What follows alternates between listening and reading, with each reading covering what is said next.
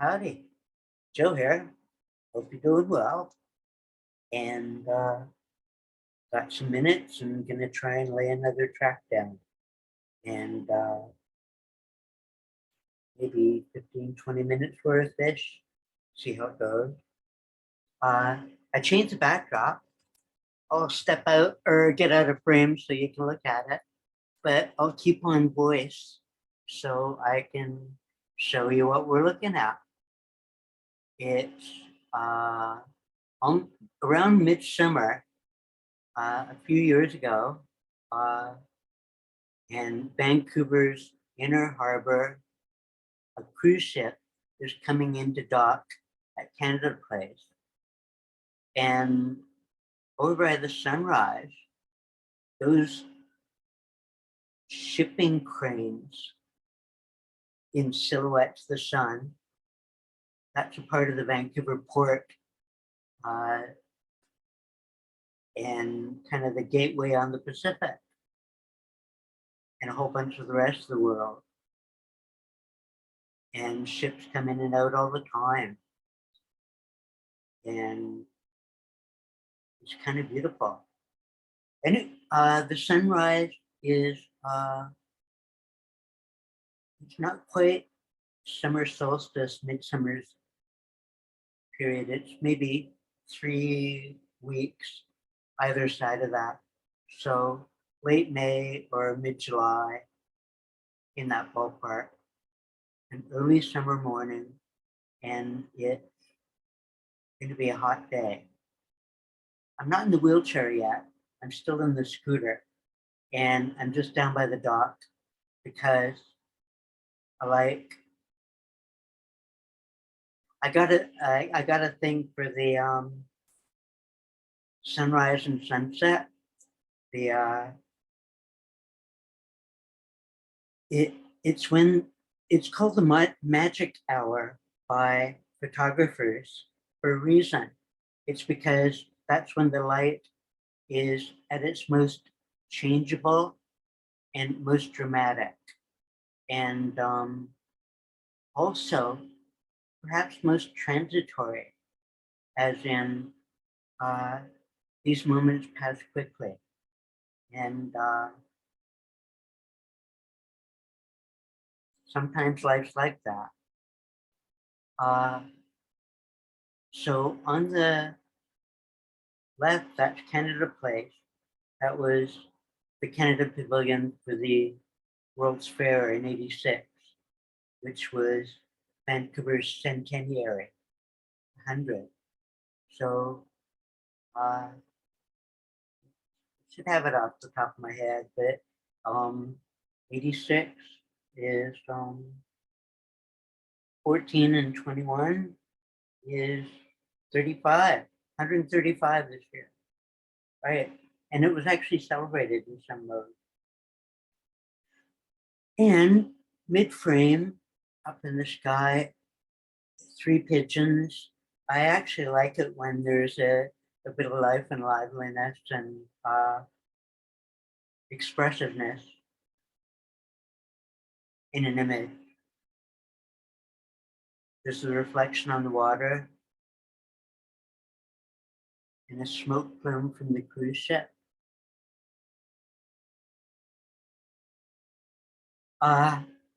And a whole lot more. Thing is this is kind of my backyard.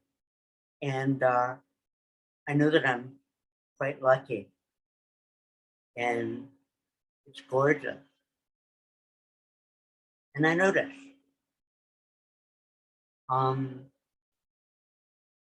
So that's the backdrop. And I'll change them as I go along and see what turns up. And it might add a bit more topical interest to my chatter. Chatter about what? Well, I'm trying to figure out how to tell a story, and it's what? Personal, individual, a point of view, among other things. And thing is I've got some weird kind of writer's block. And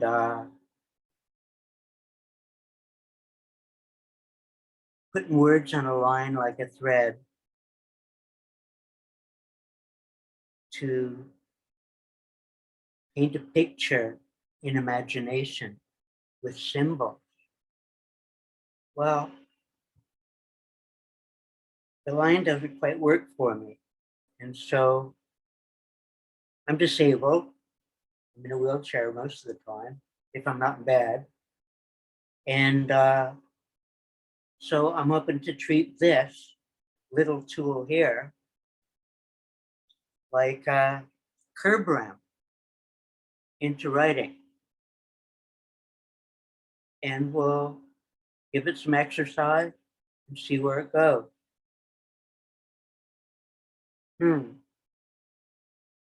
Actually, I think that my writer's block is very deeply seated. And perhaps I should begin with a little story about where a writer's block might come from. And perhaps there are many different flavors. A glimpse of memory, 5 years old, in the back of an old sedan. And the year is 1959. And driving the old beat up vehicle, it was 10, maybe 15 years old, the car that is. And there was a hole in the floor and a lot of rusty. And because it was subject to leaks, it got soaked in the rain and dried out in summers, years after years. And so it had that smell of mildew, you know? So the car is going across the old Canby Street Bridge. And it used to be called the Connaught Bridge, after, I think, the Duke of Connaught in England. And it had a rotating buttress across the middle so that ships and barges could get in and out of the basin. And so the bridge would turn on its axis when required. And the thing is that the gear for the old bridge is on in the middle of Pacific Boulevard, as Yaletown kind of transitions between Canby and Helmton. And it's just this big, huge gear that's been smelted in smaller pieces that have been bolted together. And the circle is 30 feet, maybe 10 meters, in that ballpark. It's quite immense, and it's got gear teeth all around the outside, and that's how they turned the bridge. Anyway, so Dad's driving this old beat up sedan across Canby Bridge, and we're heading south toward City Hall. And I don't remember who else was in the car, probably somebody, but this memory is kind of detailed and focused, but misses out on periphery, I guess. But that smell of mildew is included. Anyway, so we're coming off the bridge and onto about 4th or 5th Avenue. Dad pulls over and steps out in the parking lane and steps out. And it was only a two-door sedan, so he pulled the seat back, the driver's seat back. So I was sitting right behind him at it, and he says to me, if ever we get pulled over by the cops, you are to keep your mouth shut. And you are only to speak if spoken to. And keep your responses to a yes or a no. don't give detail. And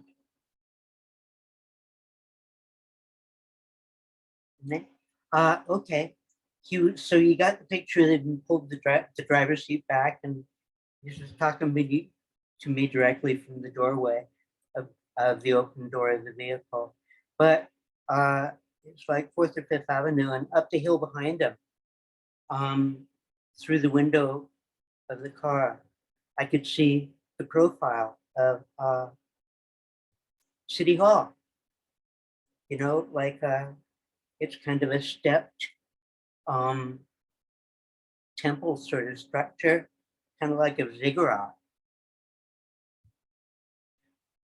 Anyways, there's Dad, and he's continuing talking. And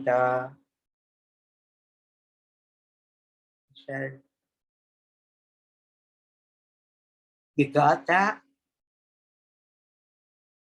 And I said, "Yes, Daddy."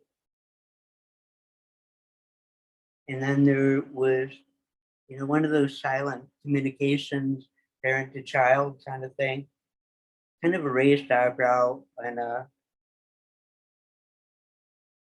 double check the answer and that kind of a thing.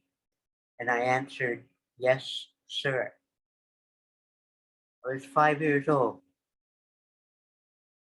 Lots of things I don't talk about. Anyway, so I've got a writer's block, probably several.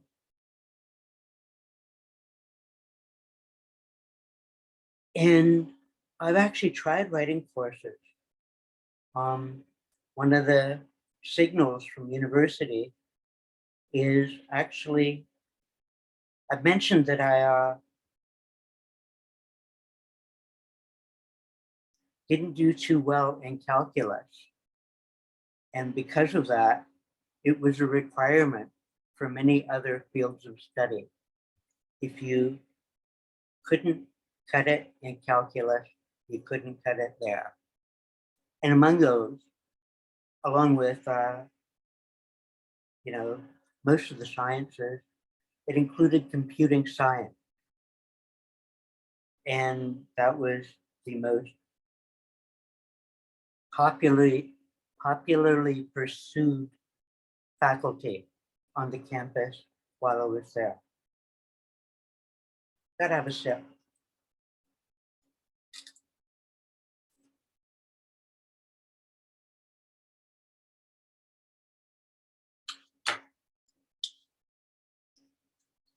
Not water, it's lemonade and sweetened with a bit of stevia. And also, sometimes I add a bit of salt, sometimes potassium salt, sometimes Himalayan salt. And it's a salty sweet like salted taffy, but not so super sweet. This is tart as well. Anyway, I know how to be creative with my inputs. Okay, so so I missing out on calculus made me miss out on a lot of other opportunities. But perhaps even worse was I actually tackled writing specifically twice and failed at both times. And it might have looked superficially like laziness or stupidity. Uh, but along with the blockages, there's some other problems. And some of them take a while to wrap in words. So, taking a while to tell a story. Ah, oh, I left an incomplete there. Twice I took writing and flunked it. And I shouldn't have, but there it is. So perhaps I have to find a different way. Thing is, there's lots of other ways. Being disabled, you get rather practiced at exploring alternatives and looking for, the access point isn't always obvious. And sometimes if I'm going someplace new, I'll sometimes go do a scout a few days earlier to figure out where the curb ramps are or the access routes, other ramps, or just get oriented, explore. Because sometimes even just a new neighborhood can be an adventure. Because, well, I enjoy exploring. Anyway, so I've got a lot of stories, but due to lack of outlet or a lack of ready outlet, they've been cooking under pressure for quite a while. And maybe the longer gestation has allowed me to sculpt something worth attention. So we'll give it a try. I've got several models that are that I've been kind of considering as architecture for storytelling. And one is Montaigne's essays. And Montaigne lived in the 14th, 15th century France. And his essays are actually quite extraordinary because his topic is himself. What is it to be a person? And he was curious as to how to best see himself and the world that he lived in. Another aspect of him that is remarkable is that he's one of the gateways into the Renaissance because he spent a great deal of time studying and was quite erudite. And he gives a tour of some of his favorite thinkers, many of them in classic Rome and Greece, through which he'd become acquainted through the Renaissance, from Plutarch to Ptolemy to Caesar to Cicero. And he litters his essays of topical reflection with insights from the classical period. And so he breathes life into an appreciation of quality and attribute and curiosity, interest, descriptive ability. Can you actually describe something? That's what essay means, to try and understand, to try to describe, to try to see what's there. And even in a flawed and ridiculous, humorous, however farty an experience it might be, it's a touch of reality. That's other people climb Everest or other stuff. sometimes I spend time climbing Montana. And he's a kind of an interesting fellow. But I also got to admit that I haven't read him cover to cover. I've read a lot of quotes and some essays as well, other studies, but the extent of my ignorance on Montaigne far exceeds the extent of my knowledge. In other words, I'm approaching this modestly, and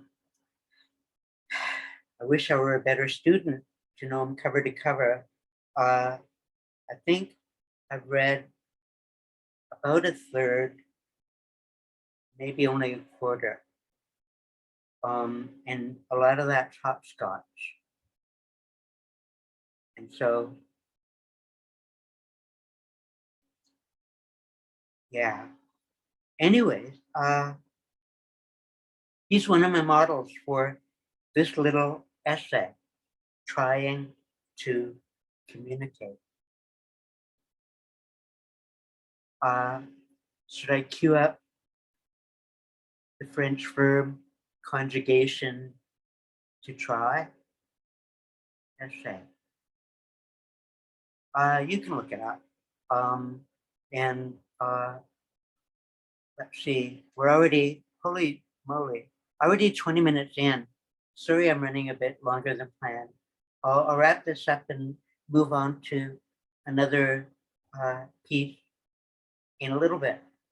And it's kind of like maybe building a mosaic, just a piece at a time, a pebble, some minutes, and see what we can build up over time. Okay? Be well. Talk soon.